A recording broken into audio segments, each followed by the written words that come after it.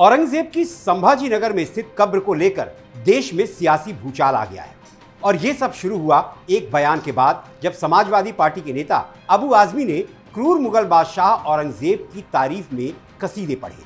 विरोध हुआ तो माफी मांगकर खुद तो ठंडे पड़ गए, लेकिन देश भर में सियासी माहौल को गरमा दिया।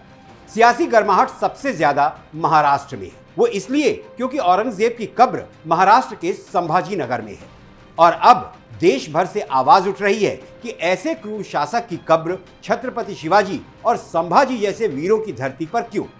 इस कब्र पर बुलडोजर चला देना चाहिए। नमस्कार, मैं हूं दीप सिंह परिहार और आप देख रहे हैं कैपिटल टीवी पर अपना पसंदीदा शो एक्स-रे।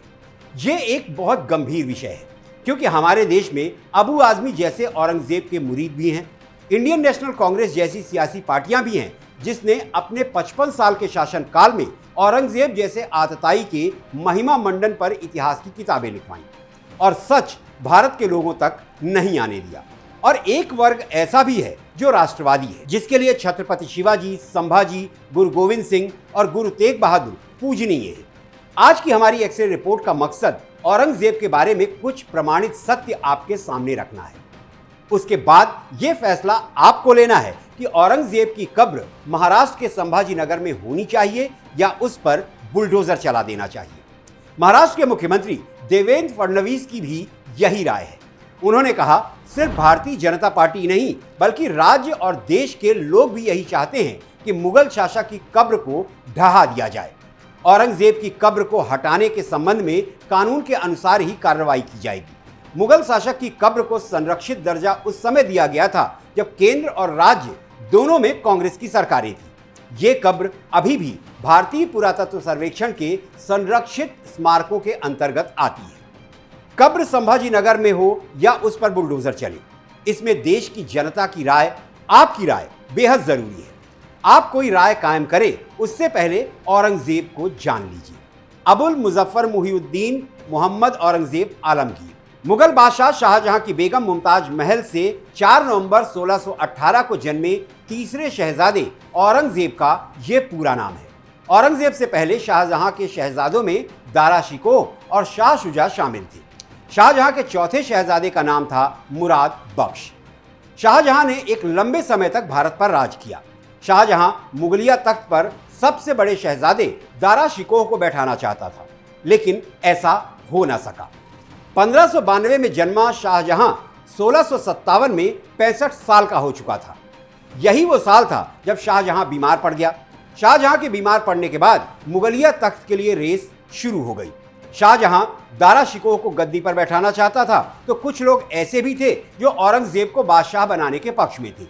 और यहीं से शुरू होता है औरंगजेब का क्रूर इतिहास। बीमार शाहजहां को औरंगजेब ने कारागार में डाल दिया। मुगल साम्राज्य के तख्त के लिए औरंगजेब और दारा शिकोह के बीच लंबा संघर्ष चला और आखिरकार औरंगजेब ने मई 1658 में दारा को युद्ध में हरा दिया। अपने बड़े भाई को औरंगजेब ने बंदी बना लिया और तख्त पर आसीन होने के बाद दारा शिकोह की बड़ी ही बेरहमी से हत्या कर दी। कहा जाता है कि दारा शिकोह का कटा हुआ सिर पूरे शहर में घुमाया गया ताकि कोई भी औरंगजेब के खिलाफ सिर ना उठा सके। दारा के बाद औरंगजेब ने शाह शुजा और मोहम्मद बख्श को भी मरवा दिया ताकि गद्दी का कोई वारिसी न बचे। भाइयों को तो औरंगजेब ने सिंहासन के लिए मौत दे दी, भतीजे को भी नहीं छोड़ा। ऐसा क्रूर था औरंगजेब। भाइयों को मौत के घाट उतारने से पहले का एक क्रूर किस्सा इतिहासकार जदुनाथ सरकार ने अपनी किताब a short history of Aurangzeb में लिखा है। 1644 की बात है, जब वो गुजरात का सूबेदार था। तब उसने अहमदाबाद के चिंतामणि मंदिर में गो हत्या करवाकर मंदिर को अपवित्र करवा दिया था। मंदिरों को अपवित्र कराने का जिक्र आरसी मजूमदार ने भी अपनी किताब the history and culture of Indian people में किया है। उन्होंने लिखा है कि औरंगजेब की नीतियां केवल मंदिर तोड़ने तक सीमित नहीं थी, उसने हिंदू धर्म के प्रतीकों और परंपराओं का भी अपमान किया। उसके शासन में गो हत्या को बढ़ावा दिया गया और कई बार हिंदू धार्मिक स्थलों पर जानबूझकर गोमांस फेंकने की घटनाएं हुई। औरंगजेब जब बादशाह नहीं बना था तब उसने इतनी क्रूरता की, तो जरा सोचिए कि बादशाह बनने के बाद तो उसकी क्रूरता की कोई सीमा ही नहीं रही होगी। जदुनाथ सरकार ने अपनी किताब में लिखा है, अपने शासनकाल की शुरुआत में औरंगजेब ने ओडिशा के सभी मंदिरों को गिराने का आदेश दे दिया था, फिर चाहे वो मंदिर झोपड़े के अंदर ही क्यों ना हो। अबू आजमी जैसे औरंगजेब के भक्त बिना तथ्यों को जाने कहते हैं कि औरंगजेब ने मंदिरों का निर्माण कराया, जो कि पूरी तरह से असत्य है। औरंगजेब एक ऐसा मुगल शासक था जिसने हजारों मंदिरों को ध्वस्त कराया। जदुनाथ सरकार ने लिखा है, औरंगजेब ने 1665 में गुजरात के सोमनाथ मंदिर को ध्वस्त किया। 1666 में हरिद्वार में औरंगजेब ने कुंभ मेले पर हमला किया और हजारों हिंदुओं का नरसंहार किया। ये केवल हत्या नहीं थी, बल्कि हिंदू आस्था को अपवित्र करने का प्रयास था। 1667 में दिल्ली के कालका देवी मंदिर को ध्वस्त किया। 1669 में काशी के विश्वेश्वर मंदिर को गिरा दिया गया। 1670 में वृंदावन के गोविंद देव मंदिर को ध्वस्त कराया। उसने हिंदुओं के धार्मिक जुलूस पर पाबंदी लगा दी। उसके शासनकाल के दौरान न तो कोई नया मंदिर बनाया जा सकता था और न ही पुराने मंदिर की मरम्मत कराई जा सकती थी। लगभग सभी इतिहासकारों में एक बात कॉमन है, करीब करीब सभी ने लिखा है कि औरंगजेब मंदिरों का दुश्मन था। अब मासिर ए आलमगीरी किताब को ही ले लीजिए, जिसे साकी मुस्ताद खान ने लिखा और फिर वाराणसी गैजेटियर में भी छपा। उन्मादी औरंगजेब ने गुजरात के गवर्नर को पत्र लिखकर निर्देश दिया कि यदि वहां फिर से मूर्ति पूजा शुरू हुई हो तो उस मंदिर को पूरी तरह से नष्ट कर दिया जाए। औरंगजेब ने 9 अप्रैल 1669 को हिंदू मंदिरों को गिराने का आदेश जारी किया। दरबारी इतिहासकारों ने यही साबित करने के लिए इतिहास लिखा कि औरंगजेब क्रूर नहीं, एक संत था, लेकिन उनके लिखे गए तथ्य सत्य से मेल नहीं खाते। कुछ इतिहासकारों ने यह भी लिखा कि सिख गुरु तेग बहादुर की हत्या के पीछे राजनीतिक कारण थे, लेकिन सच भाई संतोख सिंह ने अपनी किताब श्री गुरु प्रताप सूरज ग्रंथ में लिखा है। उन्होंने लिखा कि गुरु तेग बहादुर ने कश्मीरी हिंदुओं की धार्मिक स्वतंत्रता की रक्षा के लिए अपने प्राणों की आहुति दी। औरंगजेब ने उन पर इस्लाम कबूल करने के लिए दबाव डाला, लेकिन गुरु तेग बहादुर इस्लाम स्वीकार करने के लिए तैयार नहीं हुए तो उन्हें क्रूरतापूर्वक मार दिया गया। इसी कारण उन्हें हिंद की चादर कहा जाता है। ईश्वरी प्रसाद ने अपनी किताब a short history of Muslim rule in India में लिखा है कि 1679 में औरंगजेब ने हिंदुओं पर जजिया कर फिर से लागू किया। जजिया कोई शासकीय कर नहीं था, बल्कि काफिरों यानी हिंदुओं से वसूली जाने वाली इस्लामिक रंगदारी थी, जिससे उन्हें आर्थिक रूप से कमजोर किया जा सके और अंततः इस्लाम अपनाने के लिए मजबूर किया जा सके। औरंगजेब की कब्र संभाजी नगर में हो या ना हो, इसकी चर्चा छावा नाम की एक फिल्म रिलीज होने के बाद और अबू आजमी के औरंगजेब के प्रति प्रेम में डूबे बयान के बाद और तेज हो गई। तो यहां आपको यह भी बताना जरूरी है कि महाराष्ट्र में रहने वाले लोग क्यों नहीं चाहते कि संभाजी नगर में औरंगजेब के कोई भी निशान बाकी रहे। दरअसल 3 अप्रैल 1680 को शिवाजी का निधन हो गया। पिता के नक्शे कदम पर चलते हुए संभाजी ने भी औरंगजेब को चुनौती देना जारी रखा। वो 1682 का साल था जब औरंगजेब दक्षिण की तरफ तेजी से बढ़ने लगा। संभाजी शेर की तरह अटल खड़े रहे। गुरिल्ला युद्ध में उन्होंने अपने से कई गुना बड़ी मुगलों की फौज को एक बार नहीं कई बार धूल चटाई।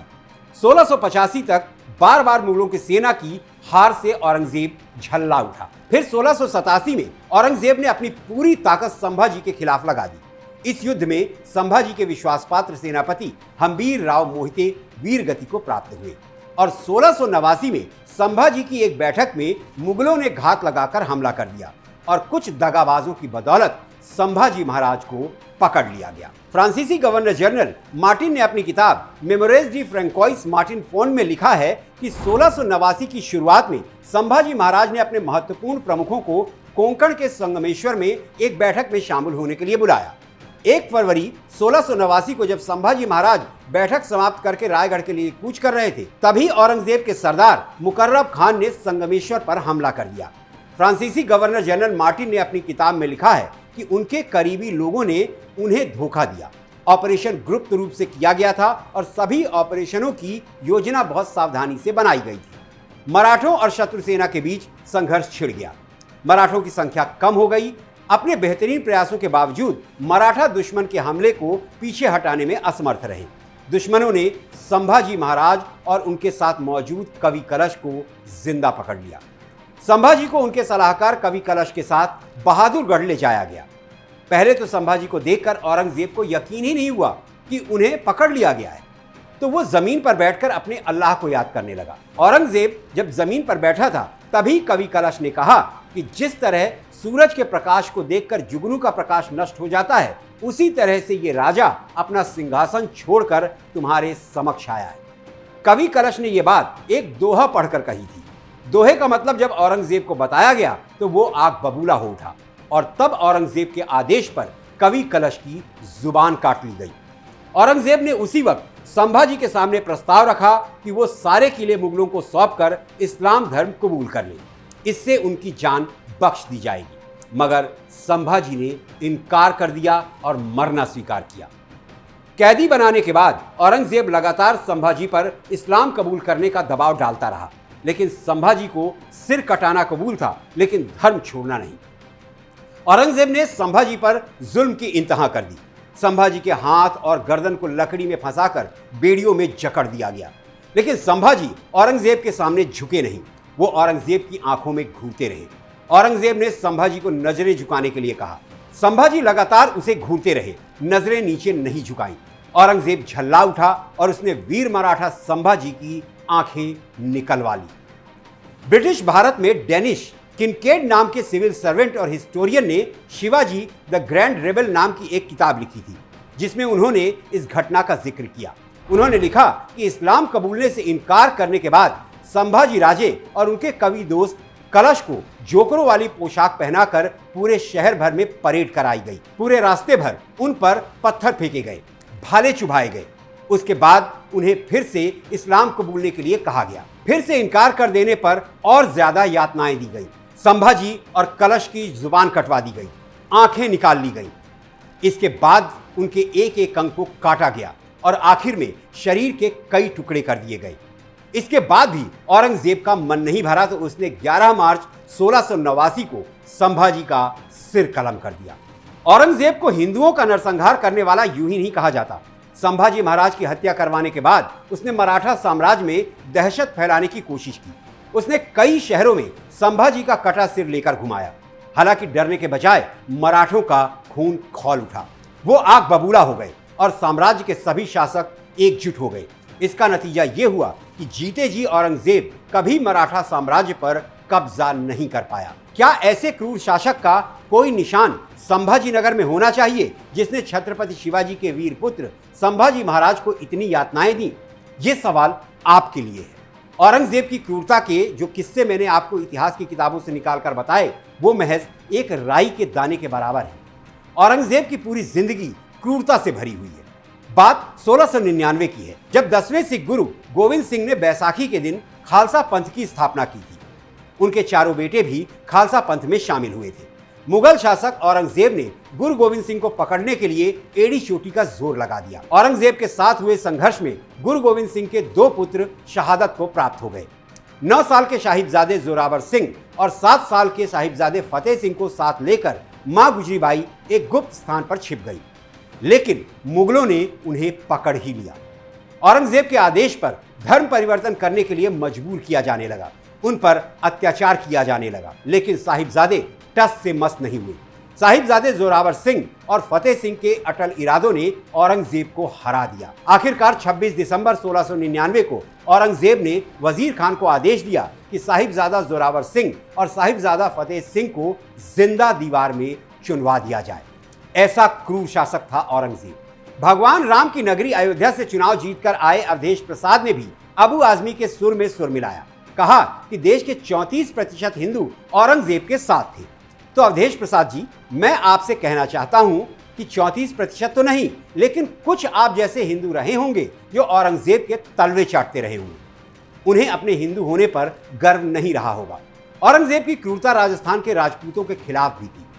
Annuls and antiquities of Rajasthan नाम की किताब में लेखक जेम्स टॉड ने लिखा है कि राजपूतों के प्रति औरंगजेब की नीति पूरी तरह से विस्तारवादी और क्रूर थी।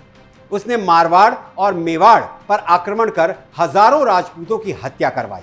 मैं आपको औरंगजेब की क्रूरता के किस्से बताता जाऊंगा और यह वीडियो कई घंटों का हो जाएगा, लेकिन फिर भी औरंगजेब की क्रूरता के किस्से खत्म नहीं होंगे। तो मैं उन किस्सों को यहीं विराम देता हूं और आपसे एक सवाल पूछता हूं।